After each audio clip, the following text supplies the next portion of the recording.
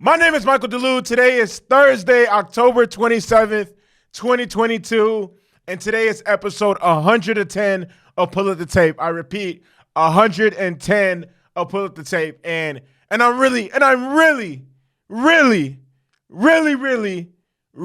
excited for this episode because, man, I got some shit to pop. I have some shit to pop. All right. So the first thing I want to get into is obviously just know consistently Tuesday through Friday. Just know I'm talking about all the primetime games that's on ESPN and on TNT for the entire season. Just know I got you covered. All right. So the first of yesterday's primetime games was the Eastern Conference matchup between the Milwaukee Bucks and the Brooklyn Nets. All right. Milwaukee Bucks ended up defeating the Nets 110-99. And obviously, man, I'm going to keep saying this, and I'm going to say it all over again. Giannis Antetokounmpo. No, let me not even say Antetokounmpo. Giannis Antetokounmpo. That is Giannis's real name. Giannis, for those of you guys who don't know, but I mean, I feel like this is common knowledge at this point. Giannis is Nigerian. Giannis hails from the same place I hail from. Giannis is from the motherland. Giannis is not fucking Greek. If Giannis was Greek, he wouldn't be the best player in the NBA right now. Giannis is Nigerian. All right? And Giannis just goes out and does what Nigerians do. It's dominate. He fucking dominated. Giannis had 43 points, 14 rebounds, and 5 assists. And Giannis scored 34 of his 43 in the second half of the game. The first half, he only had 9 points. The second half, he just turned it on and was just, you guys have fucking Ben Simmons. He's a fucking baby. He's a fucking baby. He can't fuck with me. That's literally Giannis's mindset every time he sees Ben Simmons on the court. Are you really trying to guard me, nigga? Are you really trying to guard? And the crazy thing is,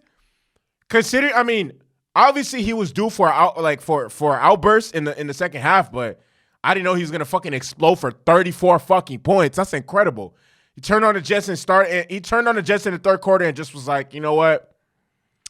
Yeah, I'm sorry, but this is gonna be a long second half for the entire Brooklyn Nets team. It's gonna be a very long second half. And the Nets were up until they weren't. That's literally how I can sum up this game. The Nets were up until they weren't. And it was really important for Giannis to not even just to get going and establish himself the way he did, but just to assert his dominance because I'm be quite frank.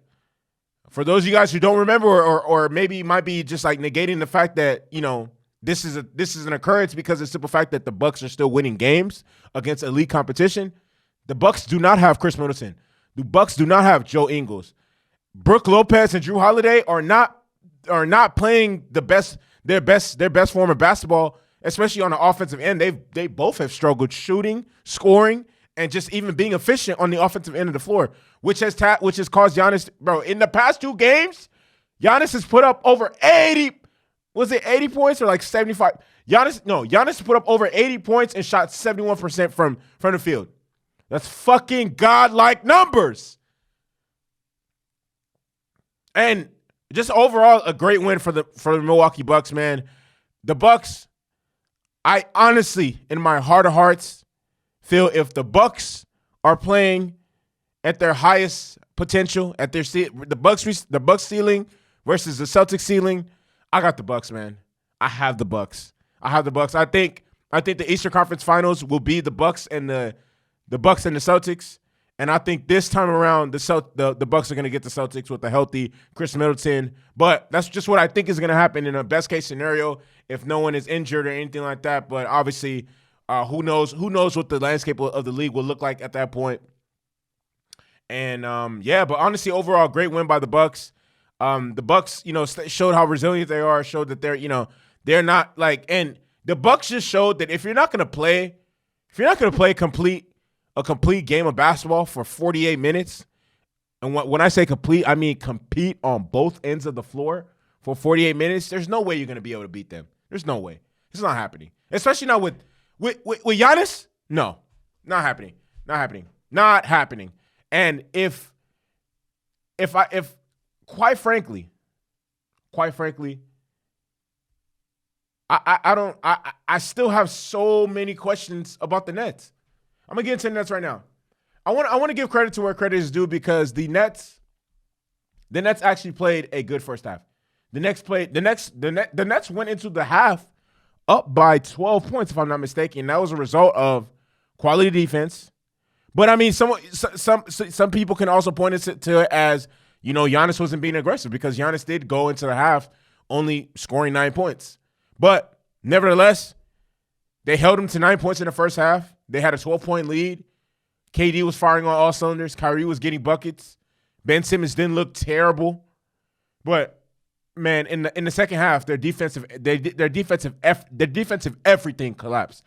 Defensive tenacity, defensive effort, the hustle, all gone. And I like to summarize defense. I won't say I like to summarize. Defense is a product of all these things I'm about to list. Switching. You have to be able to switch pick and roll, switch on the perimeter, switch assignments, all consistently, like all over consistently. When the ball, when pick and rolls are being run, you have to be able to switch when the chance presents itself. You have to be able to do that at an elite level to be even taken seriously as a contender. You have to be able to do that at an elite level. Rotating. You have to help the help. You have to rotate to the ball. You have to help the help. When the help goes to help, that person's the weak side help or whatever. The front side help should help on his help. Boxing out. You have to be able to box out and get rebounds. Transition defense. You cannot be lazy in transition. That's a recipe for failure. And communicating, those are all components of what make a good defensive team a good defensive unit. And quite frankly, the Nets have close to zero of that. Like, absolutely. And then all these things are habits. All these things are habits that you cultivate, that you build throughout the season. And as of right now, the Nets don't have it. But it's not a surprise because last season they didn't have it. So that's why the notion that the Nets are going to be this elite Eastern Conference juggernaut, no. I never bought into that because to be an elite team, to even be able to win, get to the conference finals or get to the finals, you had to be at least in the top half of the fucking defensive metrics. The Nets ranked 30th in like all the major categories. They're 30th in defense, 30th in transition defense. Yesterday, they got out-rebounded by 17. And then another iffy game for Ben Simmons. Look, Ben Simmons, if you're not going to average 15 points, if you're going to damn near get fouled out every single game, like the clip of Kyrie telling him to shoot the fuck, Ben Simmons still hasn't scored in double digits this 10 points for a 6'10 point guard that used to be an all-star. You can't score 10 fucking points. He still has yet to score 10 points. And then so if you're not bringing it on the offensive end, defensively, how are you still looking suspect? How is Giannis going?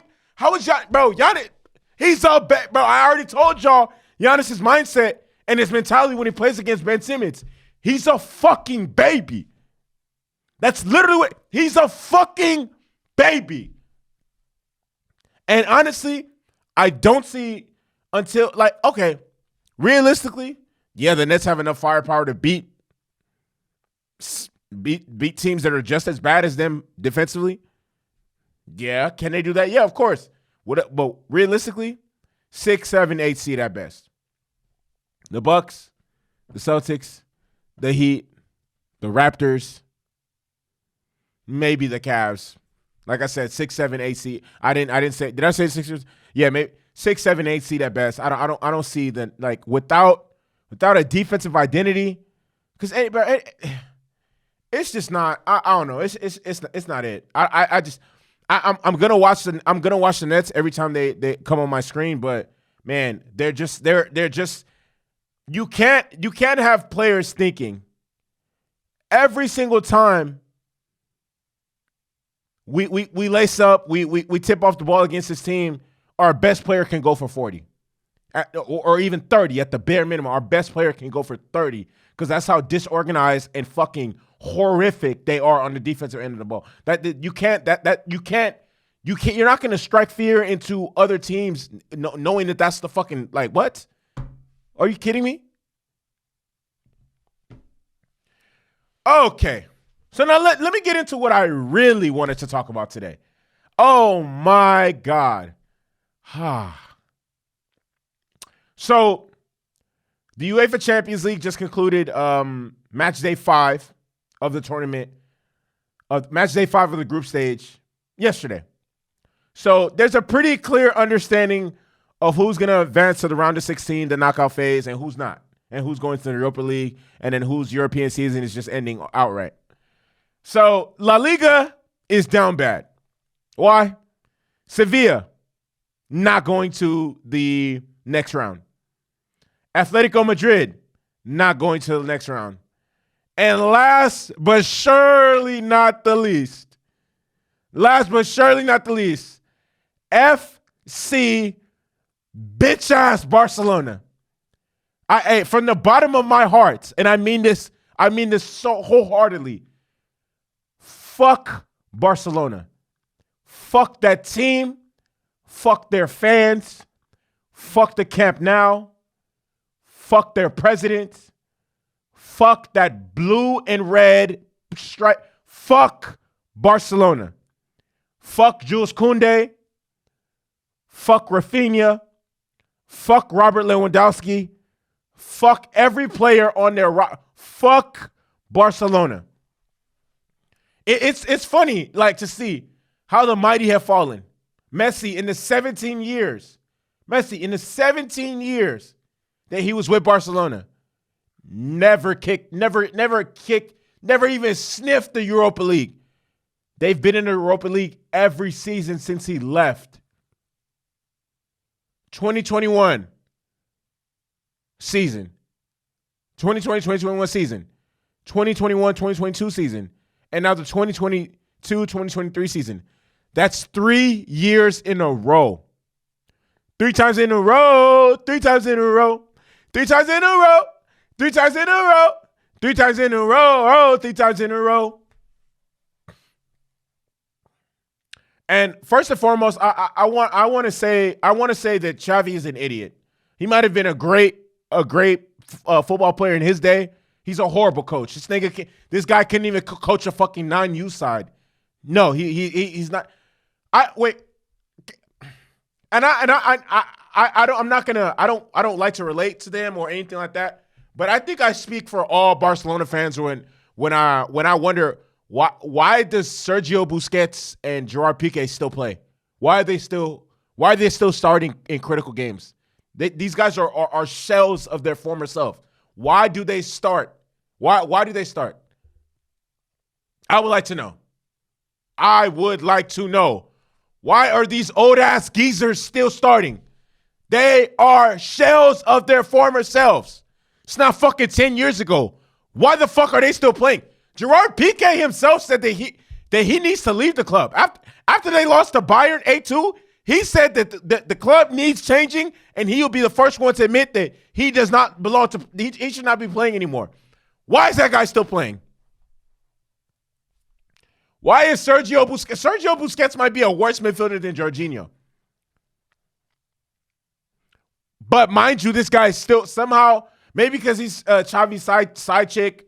I don't know. Maybe that's why he's still playing.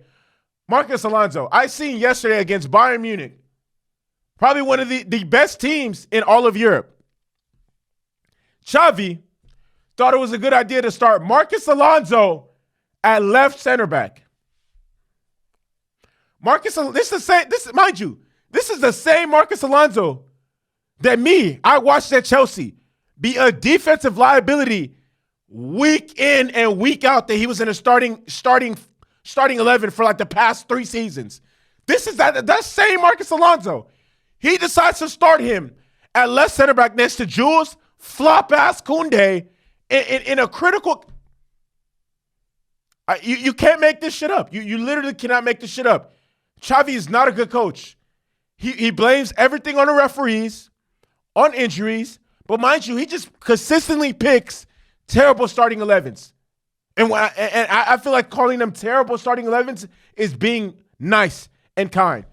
The starting 11s are fucking horrific. As I said, this man can't even coach a 9U team. He's a horrible coach. What is on his resume? Winning the league in Qatar twice? Are you kidding me? That now he's has the pedigree to coach at Barcelona. Get the fuck out of here. And as I watch this shit, it just makes me wonder, where's the improvement? Last season in the Champions League group stage, these trash ass niggas got 7 points. This season, as of today, they have 4 points. One more game left against Victoria Pleasant. If they win that, that's 7 points. If they don't, what? Best case scenario, 7 points. Worst case scenario, 4 points. So regression.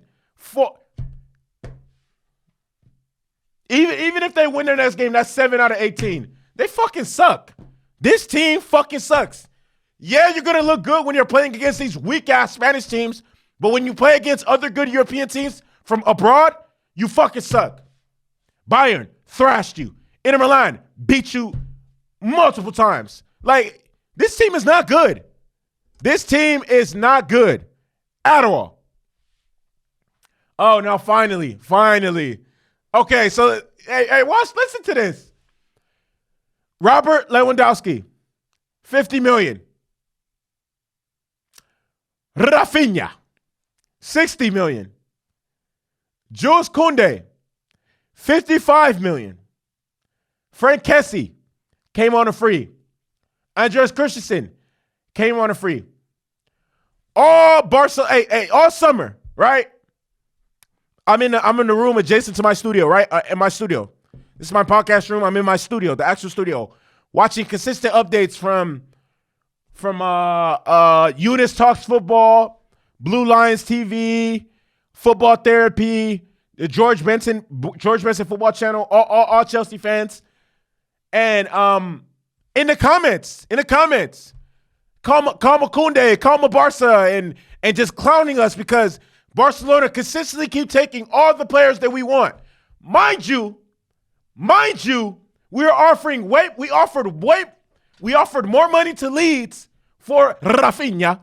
We offered more money to Sevilla for Jules Koundé, and we're willing to pay Bayern more money for Robert Lewandowski. And what happened?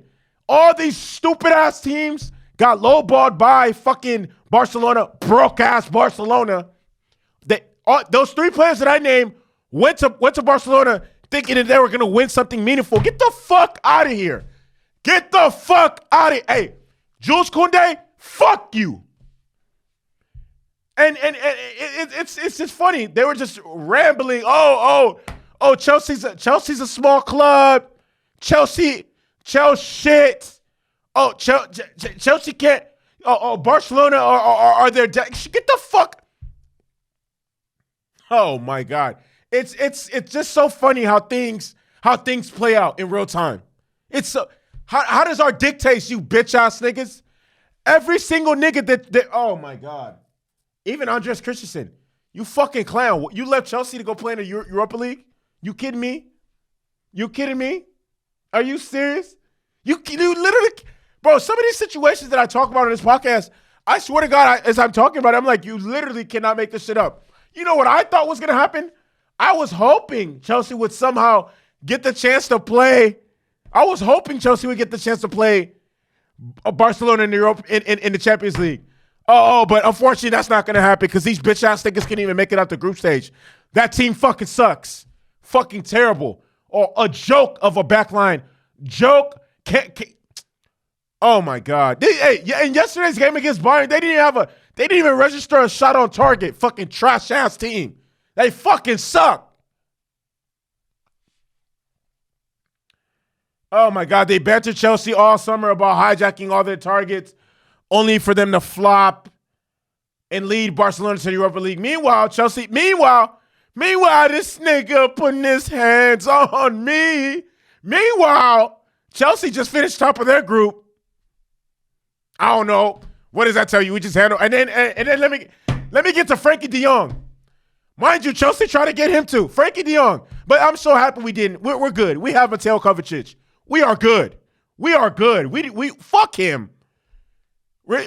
Frankie de Jong rejects United because he wants to stay and play in the Champions League. And that was the main reason why he didn't leave.